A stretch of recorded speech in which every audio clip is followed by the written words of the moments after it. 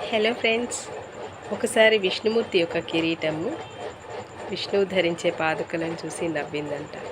నేనైతే స్వామివారి తలపైన ఉంటాను, నీవేమో ఎప్పుడు ఆ కడప బయటే ఉంటావు అని హేళనగా మాట్లాడిందట.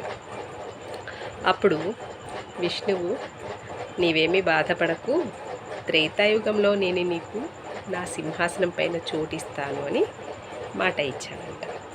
ఎప్పుడైతే త్రేతాయుగంలో శ్రీరాముడు వనవాసానికి వెళ్తాడో అప్పుడు భరతుడు శ్రీరాముని యొక్క పాదుకలను సింహాసనంపై ప్రతిష్టాపిస్తాడు.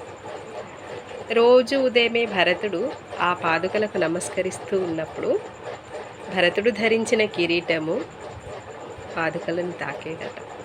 ఆ సమయంలో ఆ కిరీటం సిగ్గుతో తల వంచుకునేది. అందుకే ఫ్రెండ్స్, ఎప్పుడు ఎవరిని కూడా తక్కువ అంచనా వేయకూడదు. ఎప్పుడు అందరికీ గౌరవాన్ని ఇస్తూ ఉండాలి. ప్రతి ఒక్కరి ఎవరి ప్రియారిటీ వాళ్ళకు ఉంటుంది.